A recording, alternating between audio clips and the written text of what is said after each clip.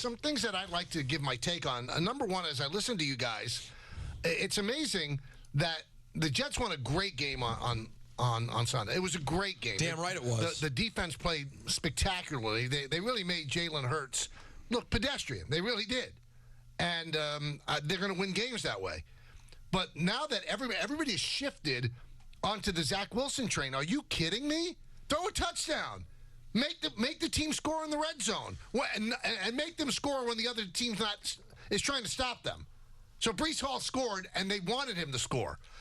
Actually throw a touchdown pass when you get into the red zone. Don't kick 5 field goals. I mean, are they seeing stuff that I'm not seeing, Don? Well, apparently. What has happened to Zach Wilson that all of a sudden he's I think our buddy Dan Orlovsky said yesterday he's now a game manager along the lines of Kirk Cousins. He ain't close to Kirk Cousins. Kirk Cousins leads the league in touchdown passes. Yeah, that was probably I didn't a like tough that analogy. I didn't like that. But what he said was it's a transformation from a guy that can't play, that's killing the team, to now becoming a game manager. So it's kind of a left-handed compliment when you think about it, because you're saying, listen, you weren't anything. Now you kind of function.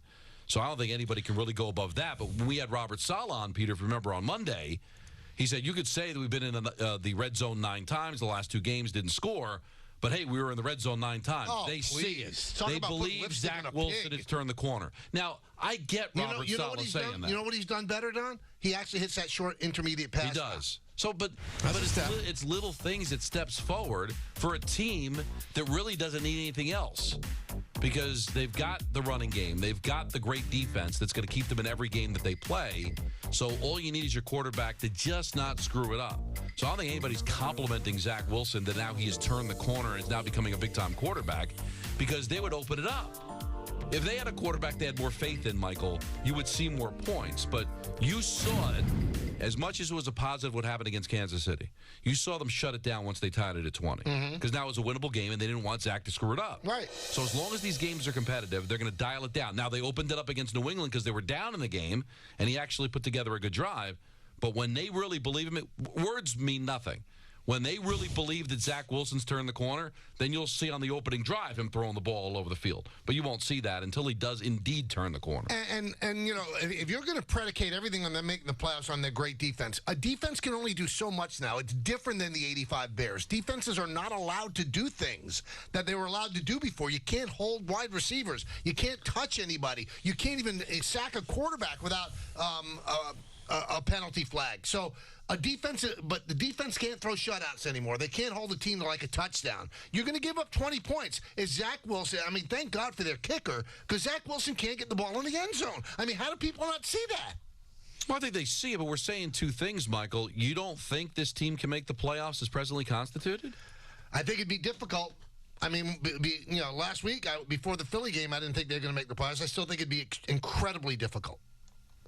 I know you guys were going over some of the teams that you think they're going to battle. Chargers, right? Yeah. And the Chargers, I mean, we still don't know about Robert Saleh as a coach. Certainly, we wonder about his choice in friends. But we look at that, and he's better than Staley.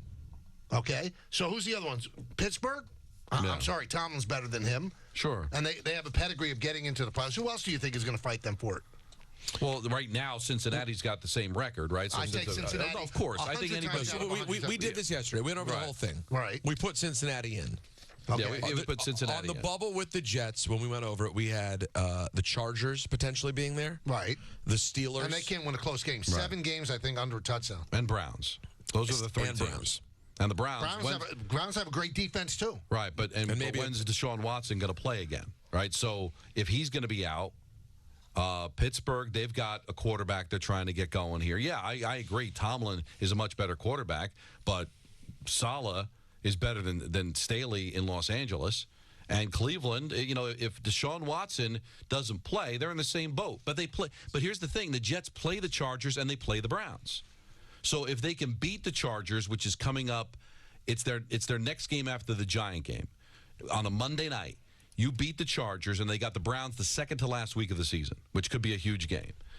So you can control your own destiny against those teams. If you can beat them, you're in good shape. Now, They don't play the Steelers, but the Steelers are in a very, very difficult division that has the Browns. So one of the 2 teams can knock each other off, and then you've got Baltimore and Cincinnati. Both of those teams will be better in the second half they've been so far in the first half. So the Jets are there. I mean, I'm not saying I'm predicting it, Michael, but it's clearly on the table this team can make the playoffs, even if Zach Wilson doesn't improve one iota.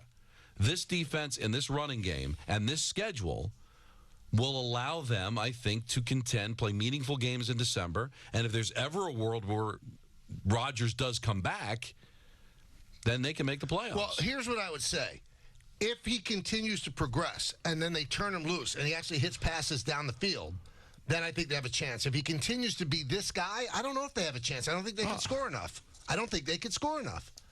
If you're gonna answer touchdowns with field goals, you're gonna lose. No, most time, but they went up against a good Philadelphia team and they beat them. Now, here's the one thing I will say is that, all right, now beat these teams when they don't beat themselves. Because the Jets took advantage of turnovers against Philadelphia. What did Hurts have, 3 picks? And then, of course, they won against Buffalo in week 1. Why? Because they threw 3 interceptions. So when they win the turnover battle, they've got an excellent chance to win. Can they win if the other team plays clean and doesn't give it up? Even Denver, Michael, the Broncos turned it over. The Jets did too. But the Jets took advantage of those turnovers and put them into points, not a ton of points. So can they beat? And in Kansas City, they were in that game. Why? Mahomes played terribly. Now, did the Jets have a lot to do with that? Sure. But you're going to have to get turnovers. If this defense continues to turn the opposition over, they got a shot. If the other team plays a clean game, then you're right. They're going to have to get something out of their quarterback. And also, you know, he's since taken it back. But for a guy who's so careful with his words, you can't say you embarrassed every quarterback you played. You didn't embarrass Mahomes. He didn't play well. You didn't embarrass him. Well, he had an embarrassing performance, but was it all because of you? I don't know if it rose to embarrassing. Embarrassing? Well, no. I listen. I asked him about it. I said, "Do you want to roll it back?" And he did. I think embarrassed a little bit. Well, because again, the guy that doesn't believe in bulletin board fodder has to realize: do I really want to maybe go into a playoff game in Kansas City? And have on the bulletin board that I said that the last time we played Mahomes, we embarrassed him? Well, if he doesn't believe in bulletin board fodder, I guess he doesn't care. But we know he got exposed with the whole way they handled Nathaniel Hackett. Right. So that kind of blew up.